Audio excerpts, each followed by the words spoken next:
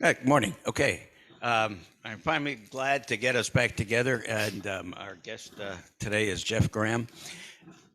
There's a few uh, guild members here too, and the reason I thought Jeff wrote an article in the last, I'm sorry, in the last Woodworkers Journal for the Guild, and it was about coloring, and it was so excellently done, as I've said before.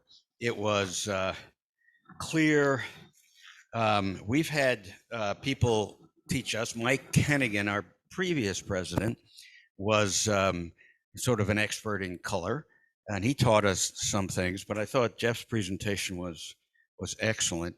We're going to concentrate mostly on embellishment here, and I think you've been a guild member for how long, Jeff?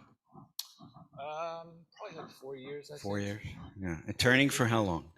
About, I was just thinking about that on the way up here. I think it's about 7 years now. 7 years. And coloring? So coloring is something I learned from, is this on? Can you hear me okay? Sounds like, is it close enough? I went out and took a class from Jimmy Clues in Las Vegas about 2 years into my wood turning. So that was about 5 years ago, I guess. And he introduced me to coloring.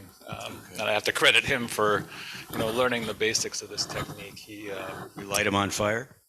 I do have a lighter. They don't blow up though, like he likes to do. It's just to set the dyes quicker is what I do it for. But yeah, right. Okay. yeah. So coloring on and off. I did it for a couple of years. I really got into doing it a lot in the past year and a half or so. Okay, great. Well, then without hesitation, we'll go on, and Jeff's going to teach us about how he does this. I think I'm very anxious. Love the shine, but I think that's 14 coats of lacquer. I think, did I read that? Or? Yeah, it depends. Depends on how they go down. Okay, all right. I'll shut up and let you take over. Okay, great. Well, first, I'd just like to say thanks for having me here. This is great. It's a beautiful spot. I love Vermont. I got married in Vermont in Woodstock, and so it's nice to come back here. Seems like a great group of people, a talented group of people. So yeah, like Ed said, we're going to walk through. How many people here have done coloring before? I know I talked to a few who have. So cool, good. So these are the pieces from my Scorch series, what I call. And so we're just going to be talking about how to apply the dyes for this today. I've got a piece of wood here that's kind of pre-prepped, just like I would for one of these lids. These pieces I really enjoy making because it's kind of an exploration in contrast. So, and contrast and texture really. So I scorched the ash pots and wire brushed them to give them that you can really tactile feel, and then finish them with matte lacquer right here. And then finish them with matte lacquer. And then the tops are dyed like we're going to do today. This has a little blackwood knob and then a matching cabochon on top. And then the gloss lacquer on this. So you really get kind of a striking contrast of black and color, matte versus gloss. And I really enjoy doing them a lot. So let's see, I'll hold up so people can see these. Straight up like this, over this way. Which camera are you on, this one? Oh, okay. I'll show this one too. Like that.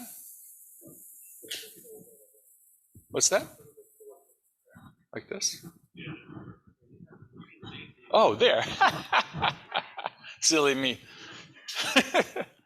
Yeah, you can see the in the light. I can see how much the light is bouncing off of it there. And I have to say, as a turner, in general, I'm not a big fan of gloss. I'm guessing a lot of you guys might not be a big fan of gloss too. It seems to be kind of a common theme in turning. But with these colors, I find that it really shows them best. Like I said, part of it's for the contrast, and part of it's just the clarity and the and the way it shows off the figure the best. So it's one of the few times that I really go high gloss. Is that good for showing, you think? Okay, let me just get these out of the way.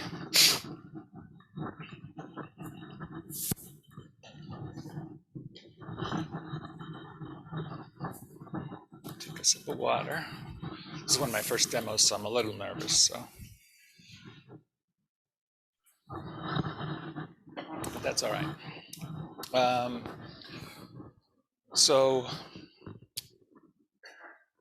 the purpose for me in coloring is really to kind of enhance the natural beauty of wood that's already inherent in it.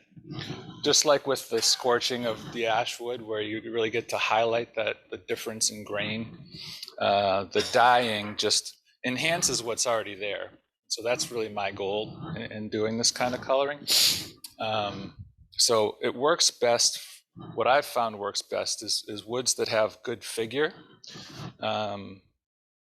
Doesn't necessarily have to be curly maple. I like curly maple because it's also light in color.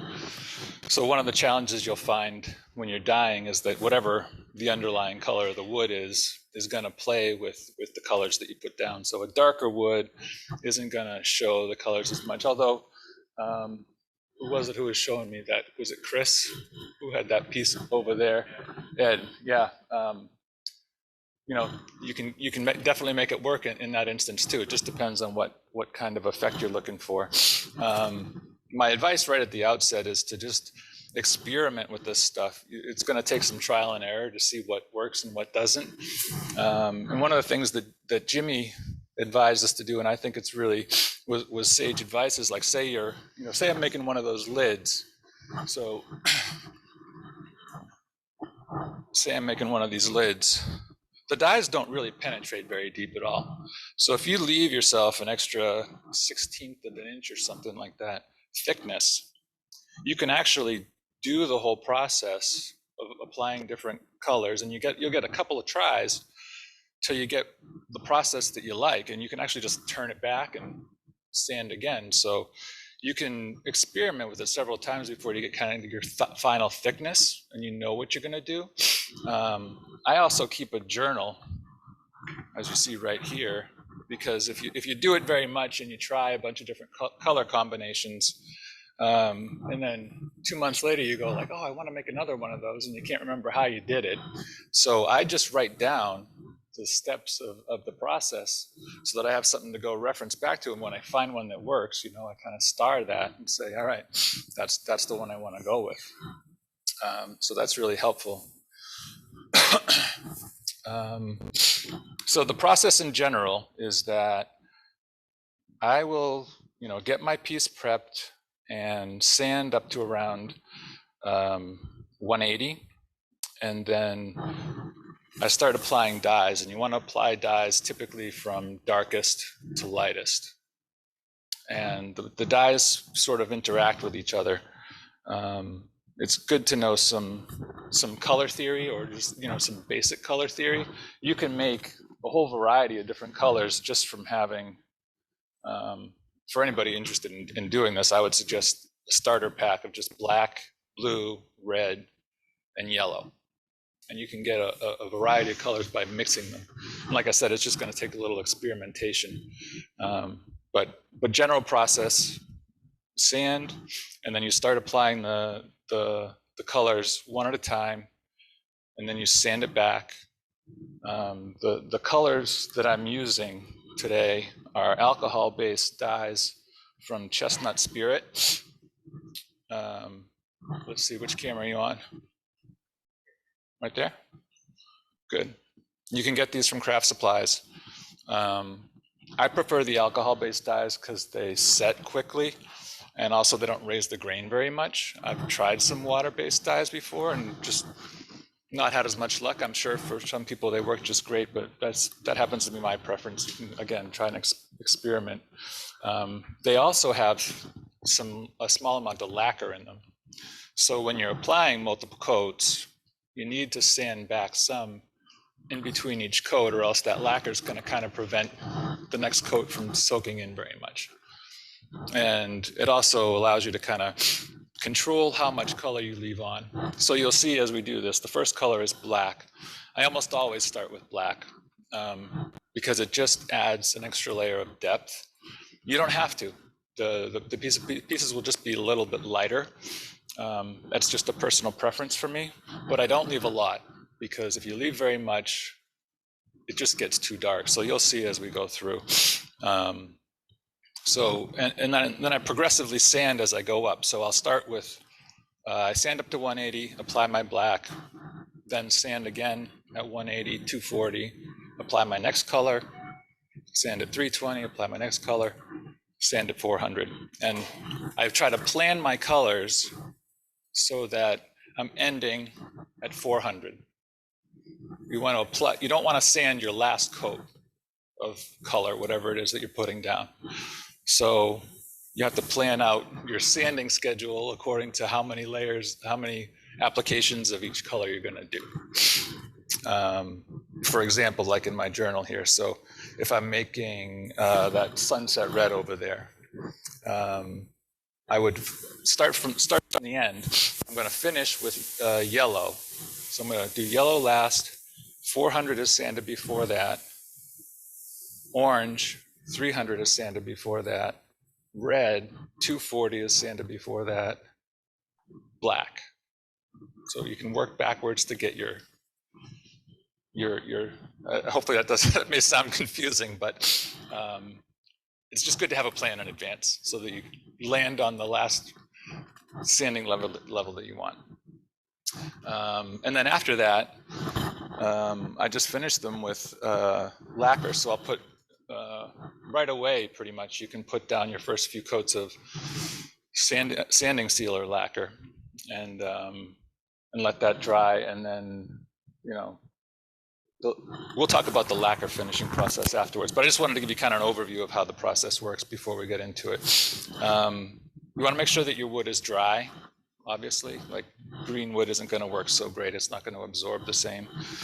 Let's see, we talked about types of dyes, color theory, number of colors. So you can use anywhere, what I've found works best is anywhere from 2 to 4 colors. You can do a single color if you want to, and you will get some contrast with a nice curly piece. A second color really gives you that extra layer of depth. And going up to 4 works pretty good. When you go beyond 4 different colors, then you just start to get kind of mud. So that's a good range to target for the number of different colors that you're going to use. And the last thing I just wanted to mention is surface preparation. So that's really key with anybody that's done coloring. I imagine you're acutely aware of this, but you really don't want to have any scratch marks on your surface at all. Now, obviously, I'm only sanding up to 180, so I'm going to have 180 grit sanding marks there. But any visible blemishes, any tear out, the dyes just enhance that. They make it show up tenfold.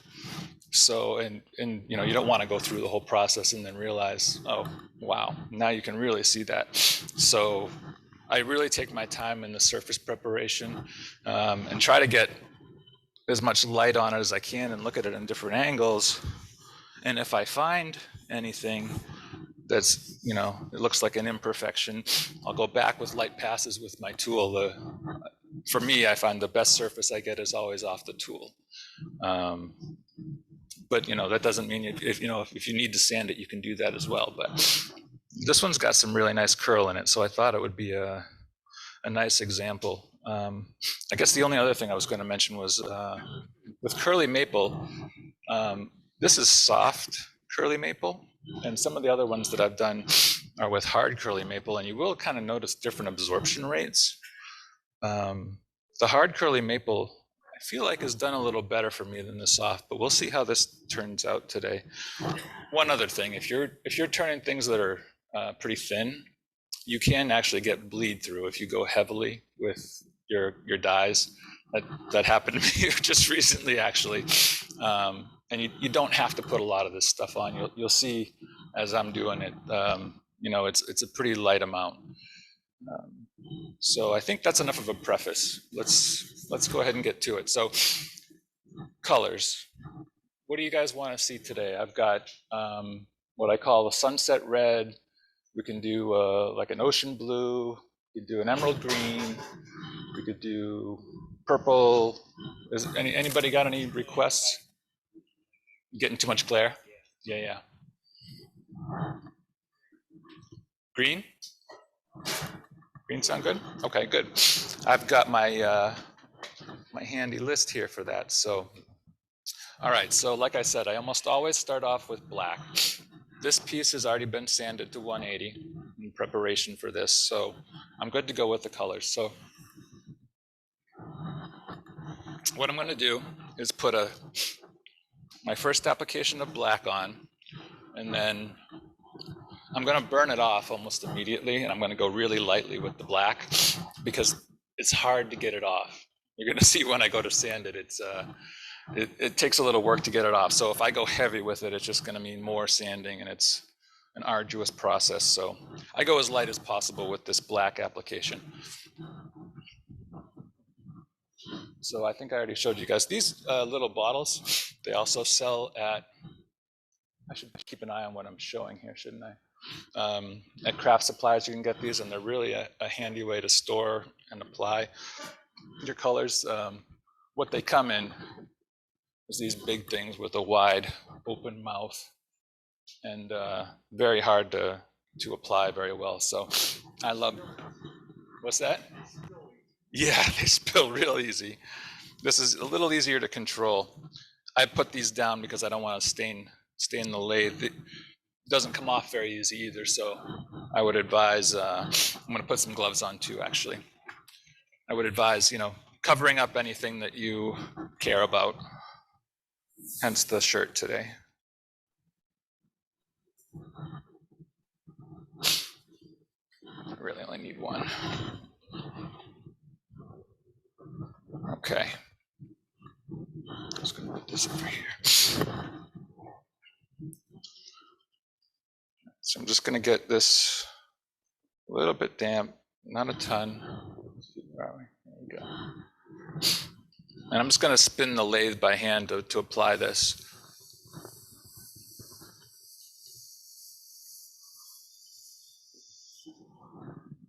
And that's as heavy as I want to go with that. I don't want to do any more.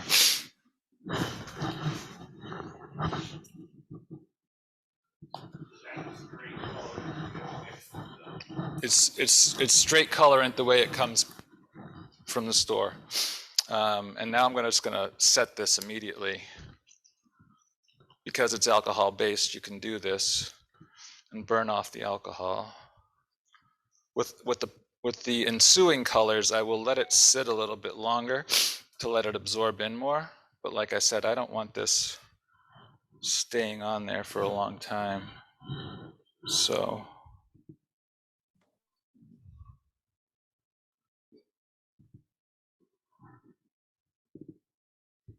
just kind of do that. I'm just going to let it sit for a few seconds. So for sanding, while that's setting up, you can. Is this working okay? You can sand any number of different ways. You could certainly just take it depends on what your piece is. You can just take a piece of sandpaper and turn the lathe on and sand it by hand. I tend to wind up with more rings that way that are difficult to get off. So I've been using one of these gravity, I think that's whatever they call these sanders that spin with your piece as it's turning. So you avoid the sanding rings a little bit by doing that. So I don't tend to use these very often, but for this particular exercise, it works pretty good. It's to give depth to your final colors and to make it a little bit darker. If you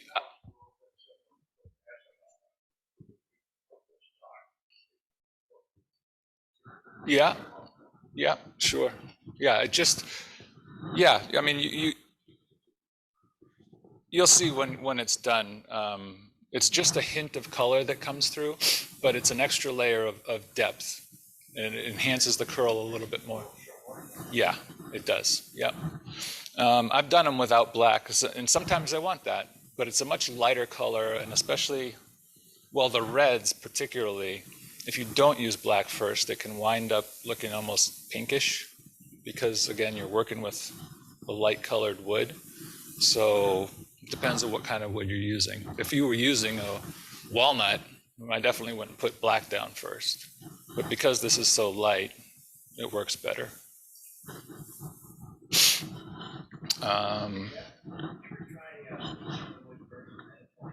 I'm glad you mentioned that. Yes, I have tried that, and that does work. Sorry, The question. the question was, have I ever tried bleaching the wood first and then applying the colors? And yes, that I've had success with that actually. If with a darker wood, or even a medium colored wood, bleaching can definitely work, and it doesn't seem to affect the figure underneath at all. So yes, that's a good option. That's what I use. Yeah. Yep. Any other questions? Okay, so let's see. Do we have any compressed air here by any chance? Probably not, right? Yeah, that's fine. Okay, so we're gonna get this going. Let's see, I don't wanna, hopefully that won't be too bad on the camera there. Just to start spinning here.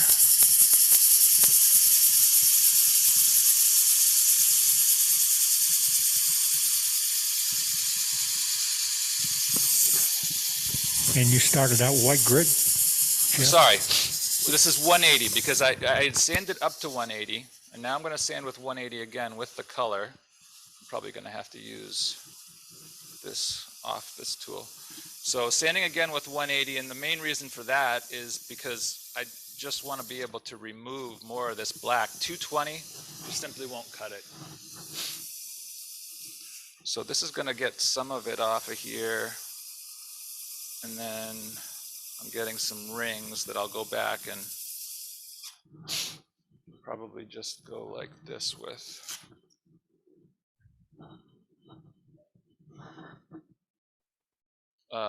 Yeah, that's better, right? Yeah, no worries.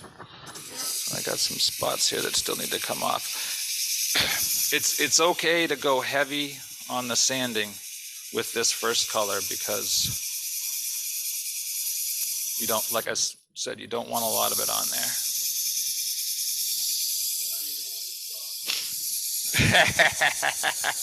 A lot of it's by feel. I'm going to stop in a minute and look at it, and then I'll know better what we need to do still.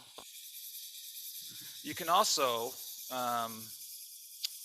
vary your sanding. So like say you want kind of a more like a gradient, you could sand less in the center and more on the outer edges so that as it goes out, you'll have a lighter tone of overall color. So even this, I don't know what the best way for you guys to see. It's kind of making the color look funny, but that's probably the best view, I guess, isn't it? It's still a little bit darker than I want it. There's still a little bit too much black. And I've got a couple of rings in there that may have been left from the way I applied it. But so I'm going to go back and hit it. Is there a reverse on this? Yeah, I'm just going to sand in the other direction a little bit as well. Try to go back to using this. Go up just a little bit higher on the speed.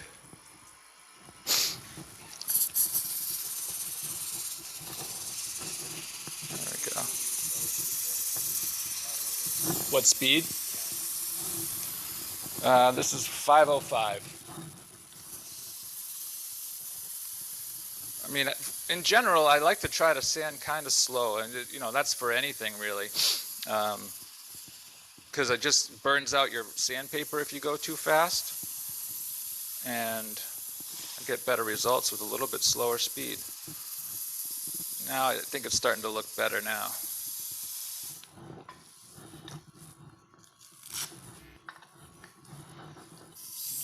Right there. Sometimes if you have a lathe that goes in reverse, being able to go both directions really helps you to be able to get a little bit more of this off more easily. Well, that's looking better. The problem is going to be, maybe I can get rid of these by sanding. So typically I'll do this is once I sand with the lathe on, I'll come back and sand by hand with, try to go with the grain so that you don't have any residual marks. I am going to be sanding this with 220 as well before I apply my next color, because that's kind of how that coloring sanding schedule works that I was talking about. So there's a couple of spots that I can see. I don't know if it shows up on the camera, but where I didn't get the black applied quite as heavily, and so there's a slight little ring going around, and I want to just try to get rid of that if I can, because that will show up in the final. It probably seems like I'm taking off a ton of this, and I am, but you'll see in the end that I think it works well doing this. You'd be surprised how much just that little bit of black makes a difference in the final result. Okay, I got just a little bit more of a ring right here, right there. I think we can do 220 now. Okay.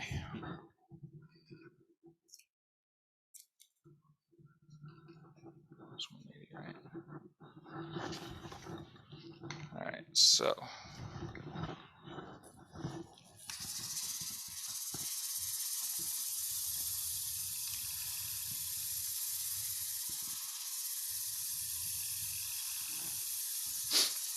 Need to go a little bit faster with this than I might ordinarily go, because that's what gets this tool to spin well.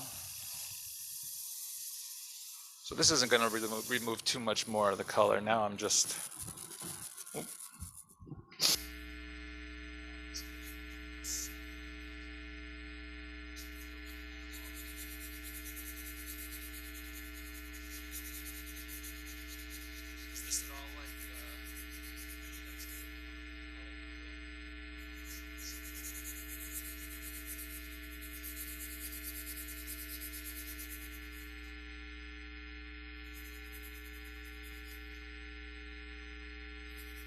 Sorry, my head's in the way.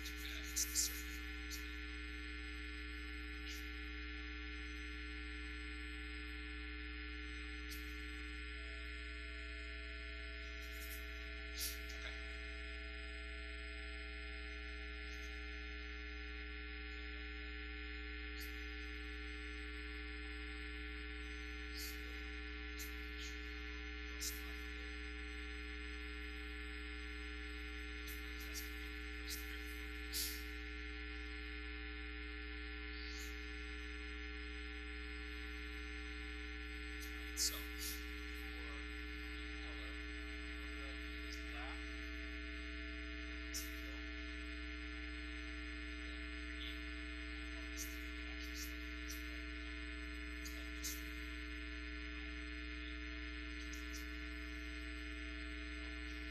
Gary, we don't have any sound. Is that better, or?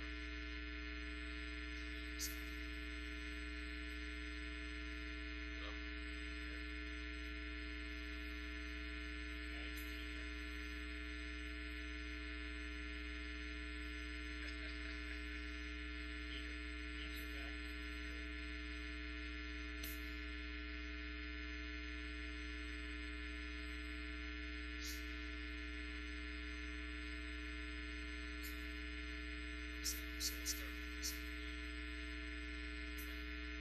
Bring it up closer. Is that better? What's that? I'm gonna wait.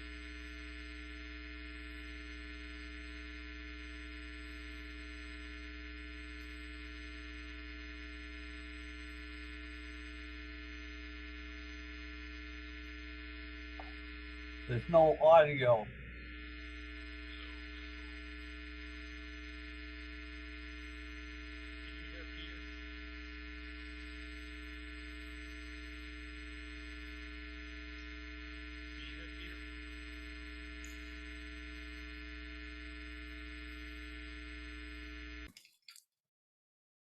It's really, like I said again, a lot of it's personal preference and experimentation. So there's so many different types of effects you can get depending upon how you combine the different color variations and how much you leave and how much you take back. And you don't really know until you just kind of get your hands wet with it. So I was saying, so for this color of green, we're going to do what Chestnut Spirit calls blue, and then I'm going to do green, and I'm going to do yellow. As you know, blue and green make yellow. You could do this without the green in between, which is what I used to do. But the addition of that green in the middle just adds one more depth of variation, I think. But it's funny, like when I've done this without green, I'm going to lay down the blue and you're going to see what it looks like. And you would never think that it could actually turn green, but as soon as you hit it with that yellow, it just changes completely. And so that's where that color theory that I was talking about comes in. Just understanding a little bit about the dynamics of how different colors work together. Get right over here. Will help be really helpful. So I'm going to go heavier with this color now.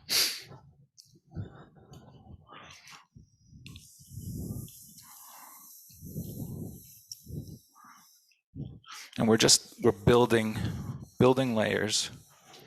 I don't know how well you can see it, but now that curl is really starting to come out nice. Make sure I stay out of the camera way here. I'm going to let that set for 1 second and put just a little bit more down.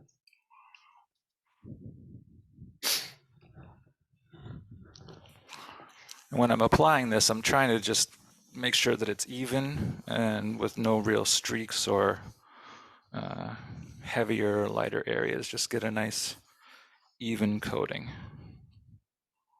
And that's what I'm looking for right there.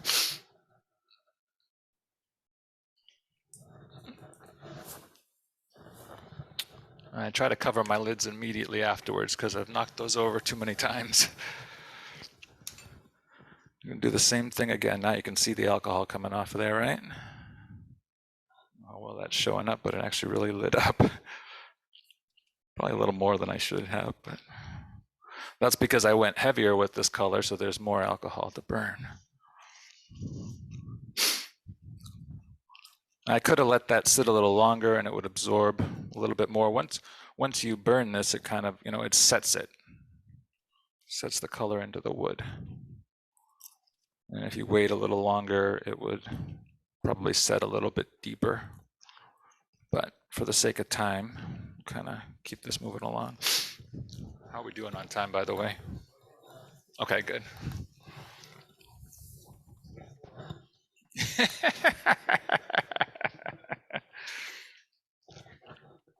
That's a really pretty piece of wood. I don't know if can you guys see that all right? Good. It's already dry to the touch. It just dries super fast. But I'm going to wait another minute or two here just to let it dry just a little bit more, because what'll happen if you go too fast is it starts to gunk up your sandpaper, and then the sanding doesn't go nearly as well. So we did 240 there, right? So now we're going to do 320, and then we're going to do green after that. Oh, this was 240. Two of those I have 2 of each. The other part of the kind of the theory behind this is that as you're going up in sanding grits, you're going to take away less of the color because you're not sanding away as much. So you build with these bases, and then each additional layer is going to absorb a little bit less. So they're going to be more on the surface. I mentioned in the article, I'll mention it again here, there's different ways of approaching this. When I first started doing this, and it was the way that Jimmy taught, he would sand all the way up to 400 first, and then start applying the colors and just kind of keep sanding with 400 after every color. And then I started experimenting. That worked okay, but it's really hard to get, like I said, the first colors removed very much with a 400 grit sandpaper. And then B, I think doing it this way, in my experience, is just, it gives you, I know I say depth a lot, but it really, I don't know what other word to use to describe it. It brings out the layers of the curl more by doing it this way rather than sanding all the way up first and just using 400 repetitively. So I think that's probably good now. So now my goal, yeah.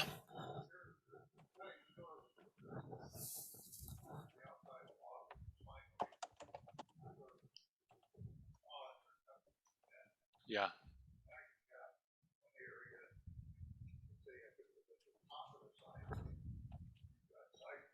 Yeah.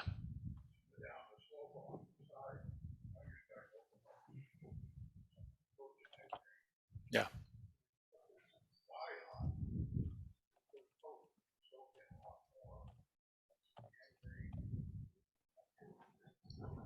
Yeah.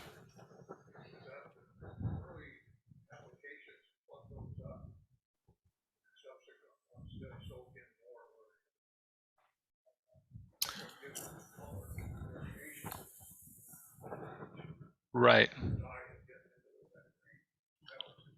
Yeah. So the question is, are they plugged up? Yeah, does the subsequent layers soak in less because of the previous layers, I guess is a question. Yes. I think in my experience, yes. I don't have a technical answer for that, but that's been my experience. Jeff, I have a question. Yeah. I did a platter and I was trying to duplicate Jimmy's process. And what I found out, the platter, I think it's through the end grains, it did go right straight through to the other side. Should you seal it before you start the coloring process? Is that what? Yeah, well, that's what I was mentioning. It's I've had it bleed right through like that before. So you can go really light with these. You don't need to apply a lot, and that's been my solution to that issue. Sealers, my fear with that, and I'll be frank, I haven't actually tried it, but wouldn't that prevent any of the dyes from absorbing? So you kind of defeat your purpose, I think, if you did that.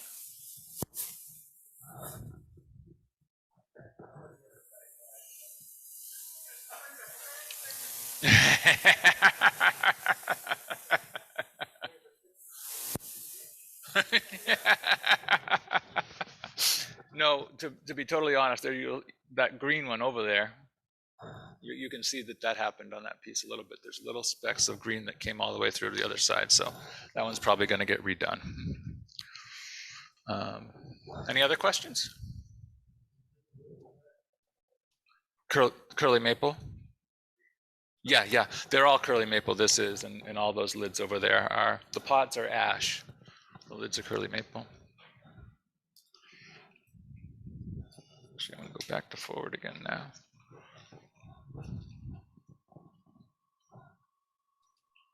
Are we on the right camera view?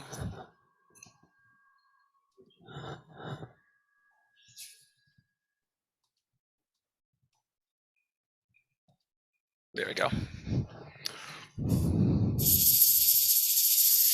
So I think I was trying to say before, now my goal with this is to remove some of the color and all of the shellac. This is really not spinning very well for me here. But I don't want to remove nearly as much of this color as I did with the black. This is going to kind of be the base for everything that goes afterwards.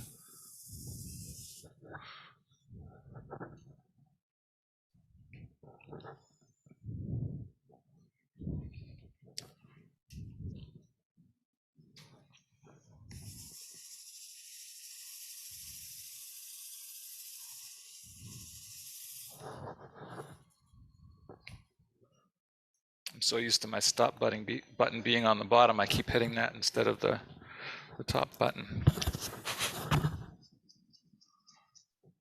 You can tell that the dye was plenty dry because you're not getting the gunked up dye on there. You'll know if it's not dry enough yet because you get that on your sandpaper.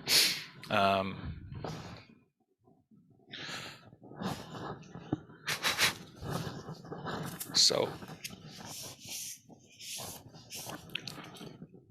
I see a little bit of swirl patterns from the sandpaper in there. So again, I'm just going to go back, and I don't know if you can probably not see that on that view, but trust me, they're there. So I'm just going to go ahead and sand with the grain again here. Not too heavy, not too light.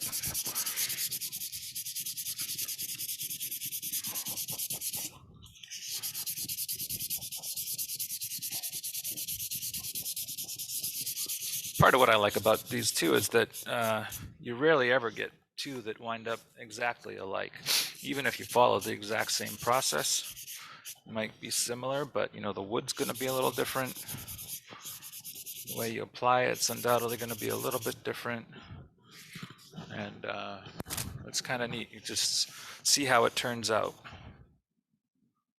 Okay, I think that looks pretty good.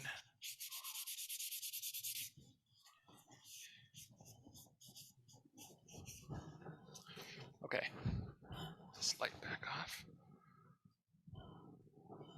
So now we're on to green.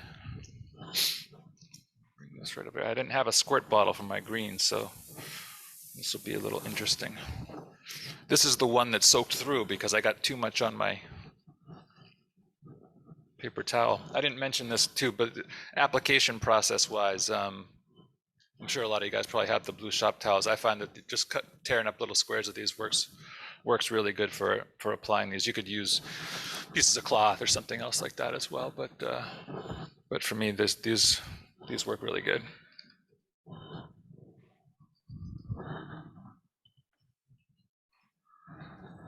So I just want to get a little bit on here. Doesn't take a lot. Just do the same thing again. Now you can see the next layer of depth coming through there.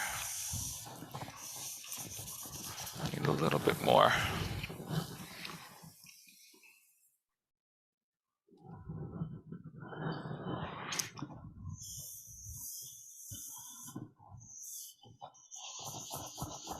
Oh wow, yeah, that looks really nice.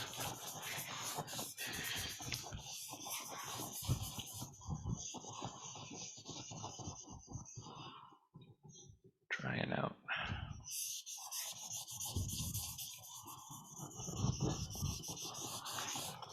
So I don't know if you can tell in the camera, it does, it looks kind of like a bluish green right now, right? And you know, you could leave it like that if you like that color.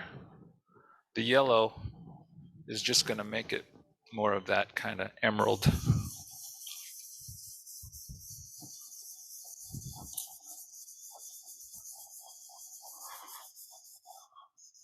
But that's a pretty color, just like it is. And it's really bringing out the curl really nicely.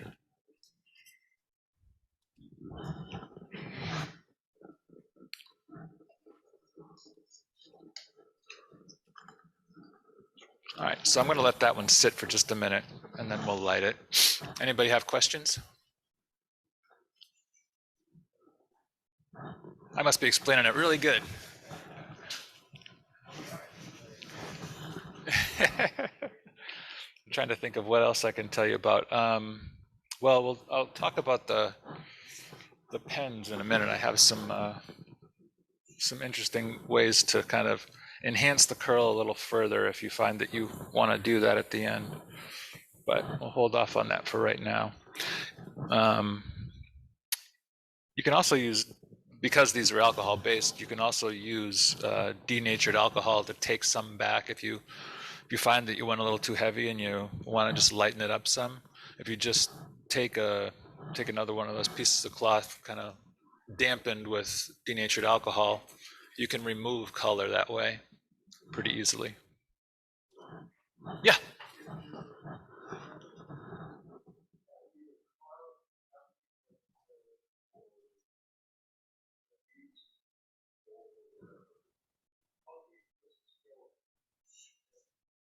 How thick does it go? You'd be surprised. It's so shallow. Like it's not a 16th of an inch. It's probably a 32nd of an inch or something like that. It's not very deep at all, which is why I was saying at the beginning, like if you leave just a little bit of extra thickness on your piece, you know what your final thickness is going to be. Leave an extra 16th or something like that. You could, maybe a little bit more than that. You can get a trial or two in, do the whole process, see how it looks, and then you can turn it back because you don't have to take a lot. The black is obviously the deepest, so you have to go a little bit deeper to remove all that, but it's still not very much at all in the grand scheme of things. Now we're just going to make sure it's dry.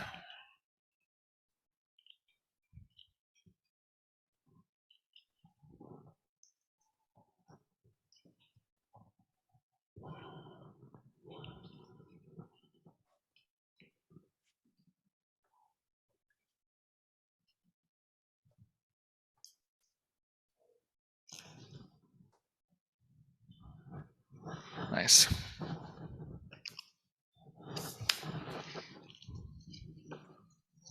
All right, so now we just have 400 to do. And then our final color. A piece of unsullied cloth here.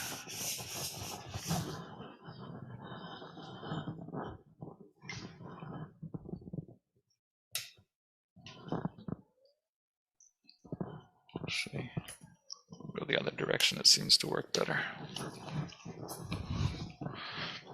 So now I'm going really light. I don't want to remove a lot of color at this point. Just mostly trying to get the shellac off.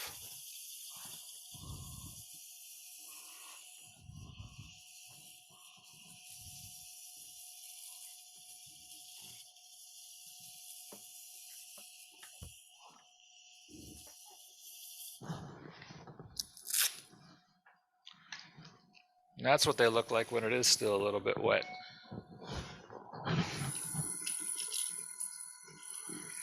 So I brought two of them.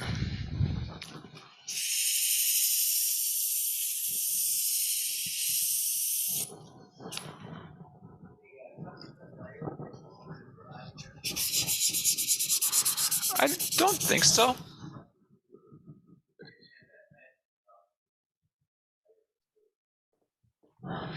Yeah, that's true. It's a little surprising, isn't it? Could be. I mean, maybe the alcohol doesn't absorb as much. Yeah, that could be. I hadn't really thought about that, but that could very well be.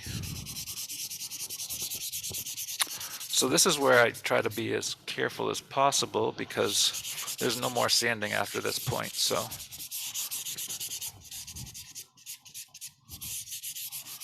really don't want to have any blemishes visible after this.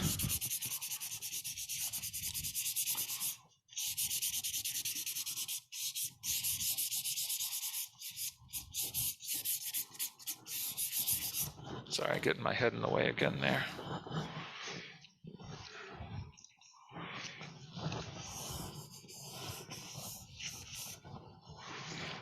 I'm gonna have to turn the light on for 1 sec.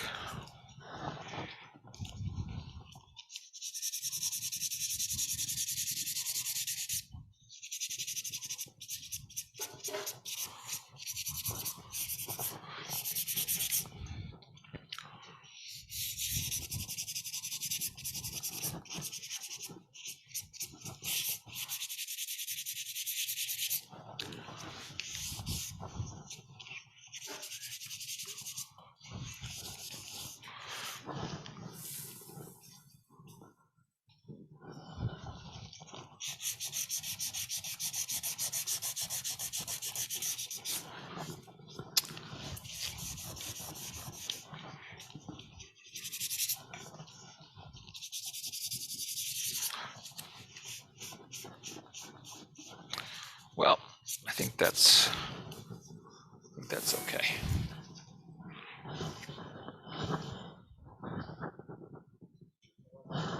Yeah. Spin it around a little bit for you.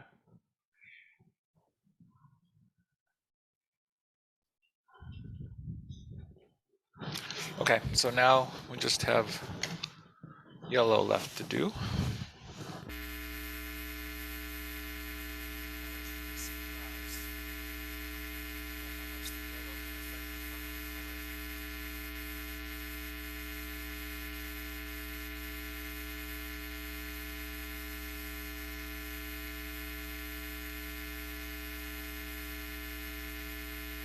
We lost the audio, Gary.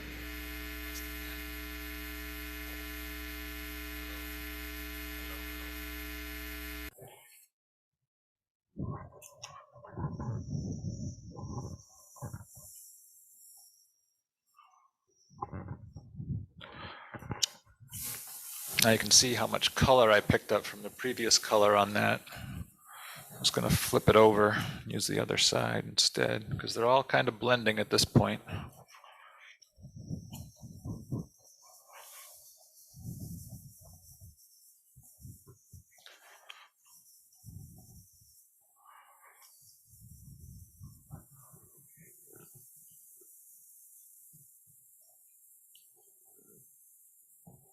I think that looks really good.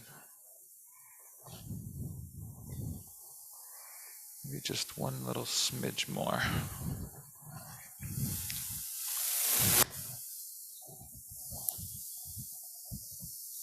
Right up in there. Right over in there.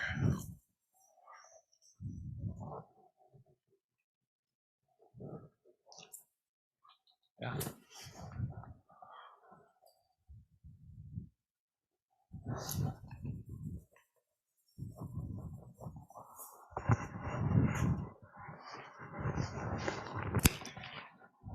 Yeah, I think that's where I'd leave it, right there.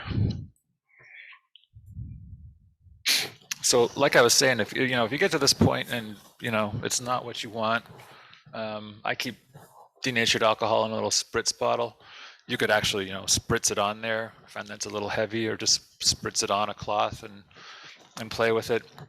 The other thing that's really cool that I found kind of recently is these little pens. Again, I don't know if any of you guys have seen these, but they sell these at craft supplies too. You can take your dye and put them in these pens, and it's basically like a dye marker. So you can take it and go in and just highlight your light spots to bring out that curl a little bit more even. I'm not going to do that with this one, but then if I did that, then I would definitely hit it with a little denatured alcohol on a cloth afterwards to blend the colors, because it'll look a little blotchy when you first do it, but once you blend it with denatured alcohol, it looks really good. So these are really cool. There's a lot of different ways you can use these.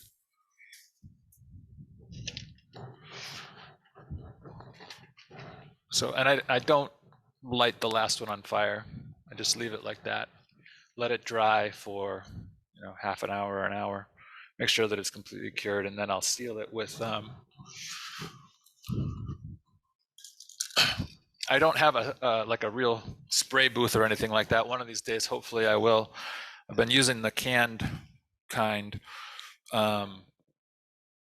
which gets expensive if you do it very much, but these are both available from Craft Supplies too. The Mohawk brand lacquer sanding sealer. So I'll put about usually 4 coats of that on to seal it up, shortly after it's done, and then let that set. And then their Master's Magic high gloss, and usually for that I'll put down like 3 applications at a time, something that not like subsequently follow, but 3 applications in one stint, letting it cure for a half an hour or whatever in between. And then I'll sand back, depending upon how good my applications go down. Hopefully with like a 360, maybe I can sand the first one until it's completely, all the gloss is gone. You don't have any dimples or orange peel or anything like that showing up. And then I'll repeat that process and then do one final application of 2 to 3 coats. And then it goes, after it cures, which takes a couple of weeks, it goes back on the lathe and I sand it and buff it using this this wet or dry sandpaper. It's called Trimite. I think I found this on Amazon actually, but it's a wet or dry sandpaper, and I use it with water.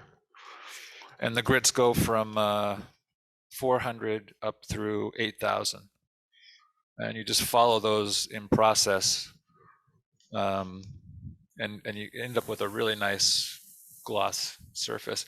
You can also, if you want to take it a step further, use the like the turtle wax buffing and rubbing compounds as the final step if you really want to go for it. But just using these alone gives you a really nice finish on your lacquer. I just cut them up into little squares. These were a lot bigger when I first had them. They're color coded too, which is nice. So each color is a different grit, but just like that. And I'll just cut off a little square and use to sand. If you're doing something that has like an edge like this, you'll see on my lids over there, I have a little bleed over here. But if it's going to be, like in the case of the lids, I make them black here, and so I can just cover all that. And these are little India ink pens, and I can just take and blacken that edge, and then you get a nice crisp edge to your dyeing. The other option is you could just turn that back, so that you don't get any bleed over, because as you can see, there's a couple little spots where there's a bit of bleed over on the edge. But here, let me take this off and you guys can take a look at it. Should be dry enough now, I think. Yeah.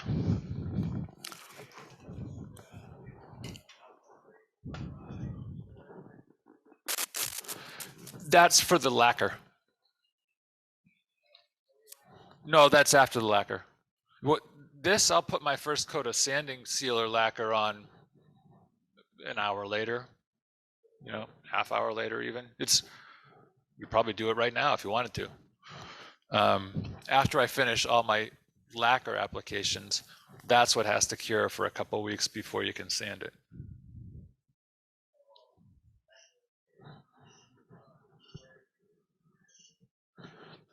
I was starting off with about 15. I've got it down to about 12 now. That's including the sanding sealer. So it's 4 of these. And then I usually do a total of 5 and sand. That's in several different applications. And then 3 for the final application, and then let it cure. And then Do you sand apply the lacquer when the lathe is spinning? No. Nope. It's all done off the lathe, actually. Done it what other way? Spinning? No, I haven't. Does it work? Yeah. I've put it on. I've sprayed it and then turned it on slow to get it to dry a little quicker. But I haven't tried it applying. I'll have to try that.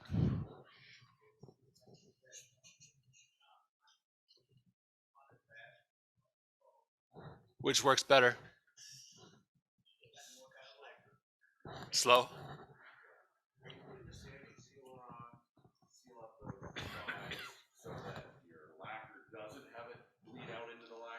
Yeah, you'll notice after I put my sanding sealer on, when I sand that back, I'm sorry, should I repeat the question? It was asking if I put the sanding sealer on to seal it so that it doesn't bleed back into the lacquer. Yeah. Yes, it seals all your colors in. And when I sand the sanding sealer, you can see that it's blended with the colors a little bit, and a little bit of it comes off. But then once I start the lacquer, you don't, assuming you've got enough on there, you don't want to be sanding more color off at that point. So you have to make sure you've got enough layers built up before you go back to sand again.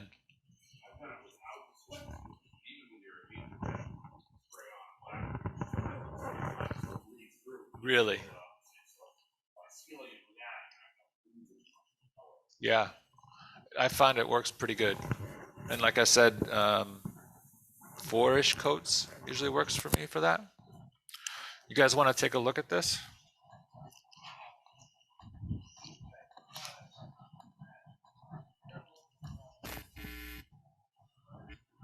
Such as,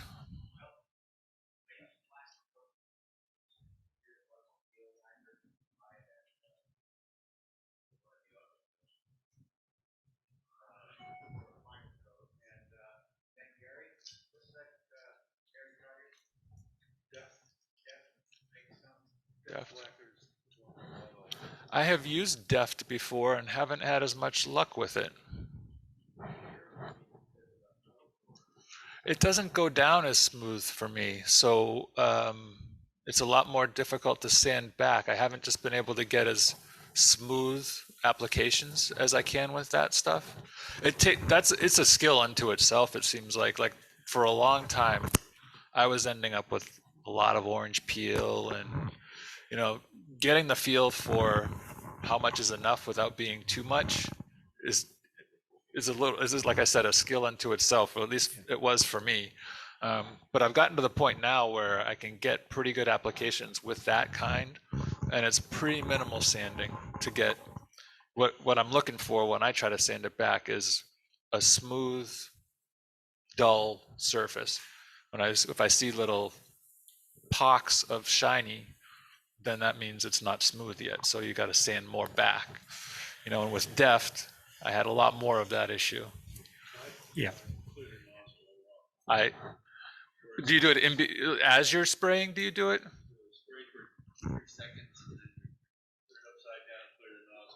Okay. Yeah. Make sure the can's very warm too. Yeah. Yeah. And you have to shake it for a long time, obviously, first. But I always clear it out at the end of an application and wipe that nozzle off. But I haven't tried doing it, as I'm going. Just it's so expensive. It just winds up, you're wasting more and more every time you do that, right? Krylon I have used, yeah. I haven't used it on this, actually. I've used it on other pieces where I want a finish that basically doesn't look like a finish.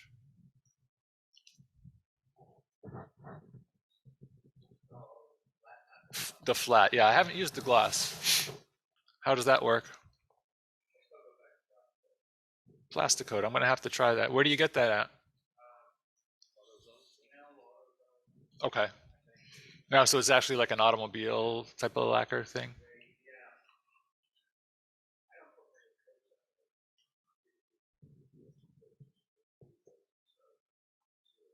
Yeah.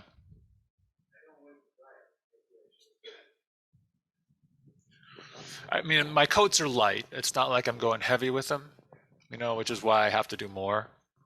But I just feel like it winds up being a better finished product doing more light coats than 2 or 3 heavy ones.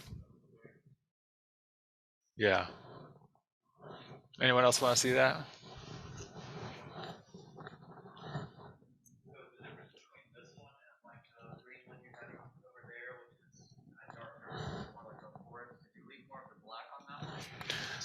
So I'm glad you asked that. So two things. A, like I said, you're never going to get two that turn out exactly alike.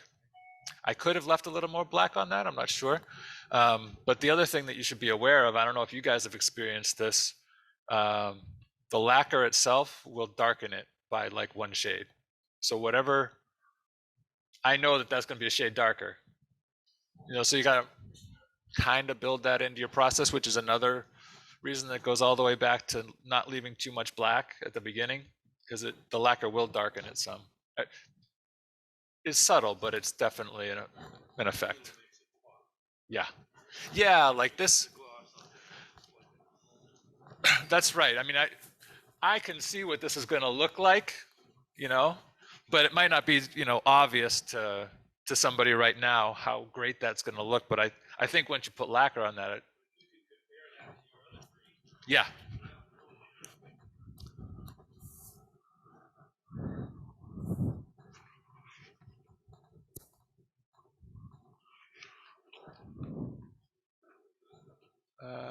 Yeah, there we go.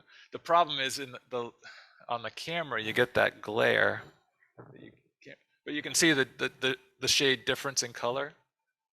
That's really what it is. This was applied with the exact same color schedule as this. So there probably isn't a ton of variance. The lacquer is what makes the difference.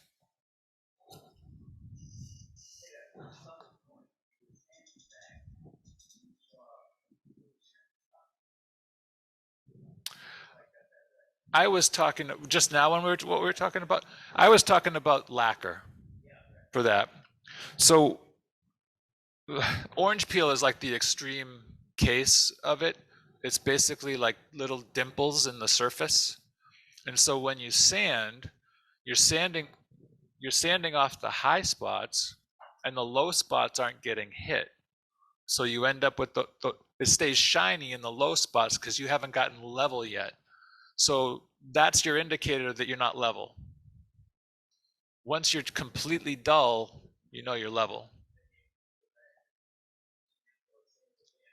Once it's level, that's it. Then you can apply your next coats. Yeah, because you can't get rid of that by applying more. It's not going to clear up by putting more on.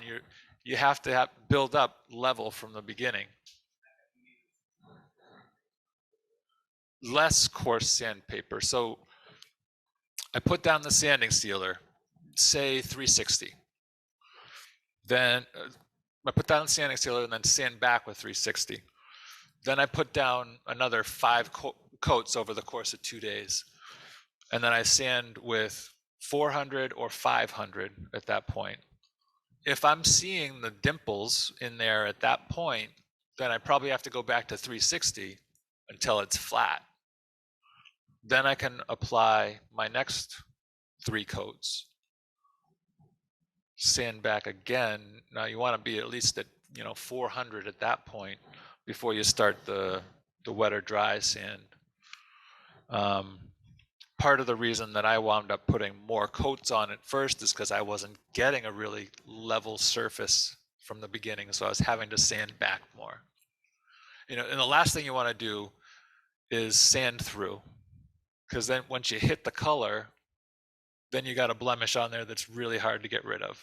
So you want to make sure that you've got enough lacquer on before you sand, and use a high enough grit that's not going to sand through to color, because that sucks. Excuse my French.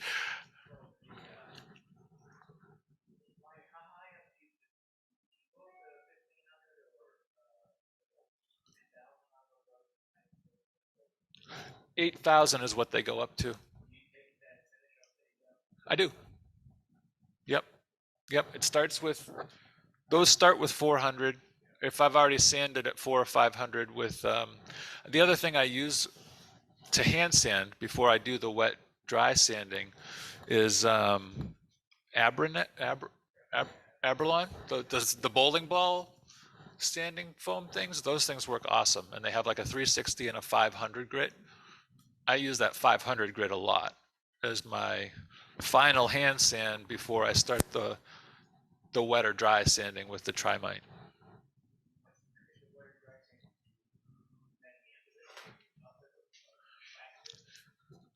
He asked if after I finished the wet and dry sanding. Go ahead. Sorry. What was the, Gary, what do you want?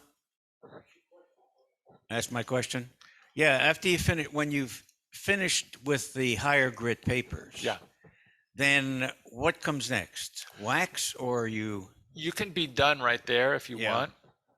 If it's not the gloss level that you're happy with, or if you can see really fine scratches, the next step for me would be to take turtle wax, the buffing and polishing compounds, and you can apply that and buff it just like you would your car. And you're just buffing the lacquer at that point. Use the buffing first, wipe it all back, use the polishing, and then you can even put the wax on if you want to. I usually don't do that, but I usually either stop it after the wet or dry or do the buffing and polishing compound and stop it there. Have you ever used, and I haven't, not for this, pumice mixed up with paraffin wax or rotten stone or any one of those? I have not on lacquer, no.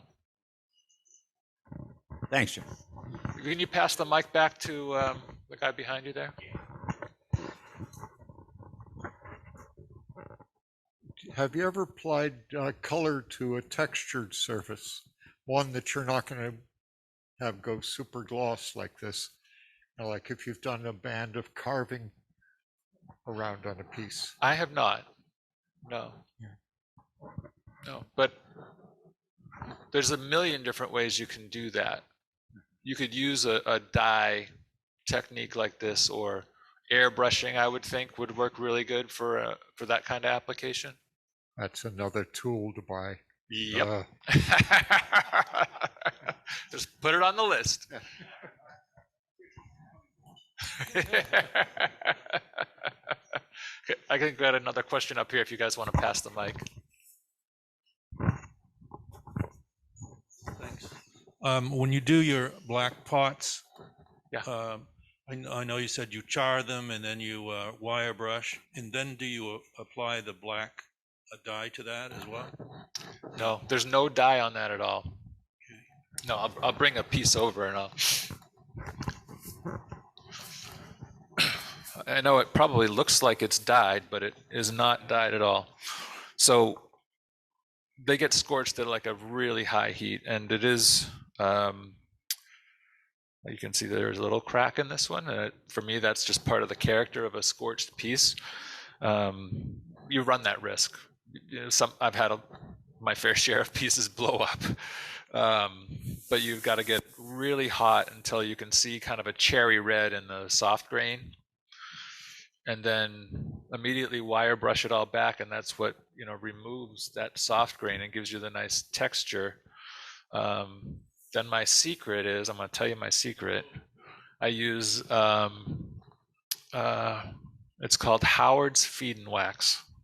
It sounds weird because I put lacquer over it. You'd never think it would work, but there's a little bit of char left after you wire brush, and you take that Howard's Feed and Wax and just rub it in. The piece is still warm from the scorching, and it soaks it in almost immediately. And prior to that, it's kind of like a dull black, almost really dark brown. You hit it with that, and it just turns it this jet black. And then the only thing that goes over that is matte lacquer. It's applied just like this stuff, except it's matte, so no gloss whatsoever.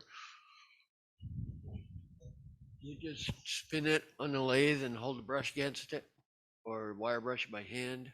I do it it's usually still on the lathe. I actually scorch it on the lathe and then wire brush it. You can't do it with it spinning because you have to brush with the grain. Otherwise, you're going to get a very different effect. All the brushing has to go with the grain, so it's really just all by hand. I think we got another one in the back there. Have you tried, when you scorch it, then buffing it with a buffing wheel and Triple E? I have not. Because I've tried it and get a very, and it's almost like a copper color depending on what type of wood. Yeah, yeah. I haven't tried that. I know, like, well, white diamond would definitely be a problem because it would get stuck. Yeah. You get it in the grain in there and it never comes out. Right. I haven't tried it with Tripoli. If that, I don't know if that would be an issue with this type of surface or not. You could try it, but I haven't tried that.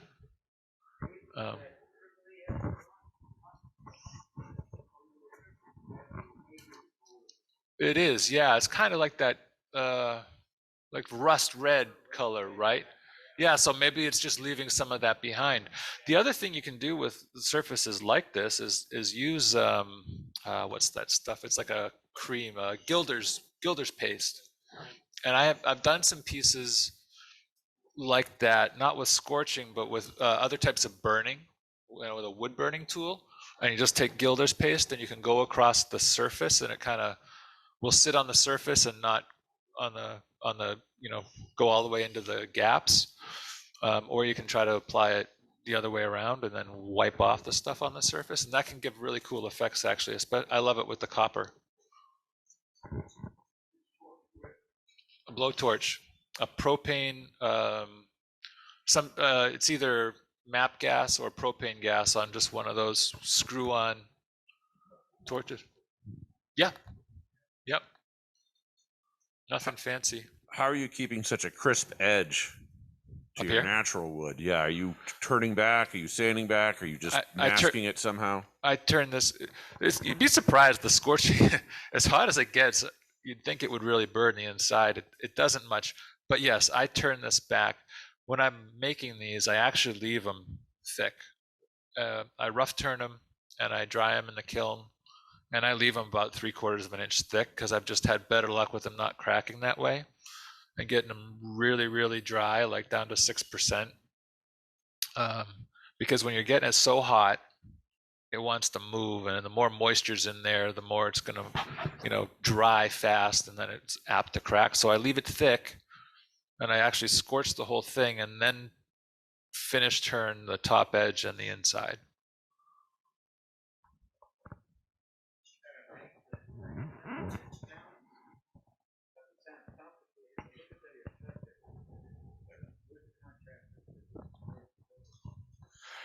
Yeah, it's funny. I did my first fair this year at the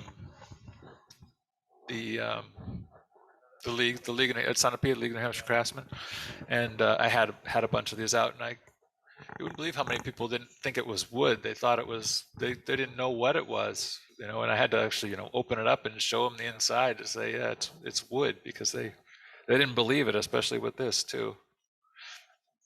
This is what you were, did I lose my mic? This is what you were talking about. Can you see those? The bleed through? I have Mr. Sunapee here himself, who wants to say a word, as long as Jeff mentioned it here. Al Hansen. We just got word from Miriam that we are going to be at Sunapee this year, barring any unforeseen you-know-whats. But we're all thrilled. We are thrilled. So I'll be bothering you for donations, but okay? Awesome. More for volunteers is what he wants. Yeah, I know you do. All right, Jeff, do you think, I think it sounds to me like we've covered a lot of territory. Good. Yeah. Yeah, I hope it was helpful. Thank you. I'll just say thanks for having me here, you guys. It's really cool to come to a different meeting. I'm a member down at in Granite State Woodturners. But it's really kind of cool to come to a different spot. If you guys were a little closer, I'd definitely come here more often. It's a nice vibe. Well, some of us are members of Granite State too. That's probably why some of the faces look a little familiar to me. Maybe, but they all get to look familiar after a while. Especially when they get to be older, they're all gray-haired and glasses. I'm headed there quickly. Well, thanks. That was a great presentation. I enjoyed that. I always enjoy, even if I've known how to do something, I'd rather hear how to do it better. And I think I learned some things like you usually do when somebody's an expert at putting it down. Well, I learned some things too, so it's just great to bounce ideas off of each other, I Yeah. think, right? Absolutely. And I wanted to, we have several new members or people in. Shut this off now. And I just want to tell you that, first of all, the club welcomes people who know how to turn, don't know how to turn. We have anything between artists and amateurs and master craftsmen and artists, although I think we have one artist. Anyway, and we want to teach whoever wants to learn the different techniques to develop your wood turning to another level. We don't care if you've got a lathe or don't have a lathe or haven't turned or have taken a course. It doesn't matter, because we try to design the demos and the and sometimes the hands-on to teach you things that we think you might like to know, usually solicit your opinions about it. I should mention for the new members, once in a while we have special guests like Jeff, but once in a while we get some of the big names like Al Sturt or David Ellsworth or those folks coming by. For that, we usually charge a little extra because those guys are a little higher priced. Girls, guys, whomever. But as I say, we welcome you all. I want ideas about what you like to see. We we stop having our meetings in June. We break for the summer just because nobody shows up anyway, or a few people do, and it's got other things to do. And as some of the turners or people who came in at a class with Mike Hebb, you know that we have skilled people like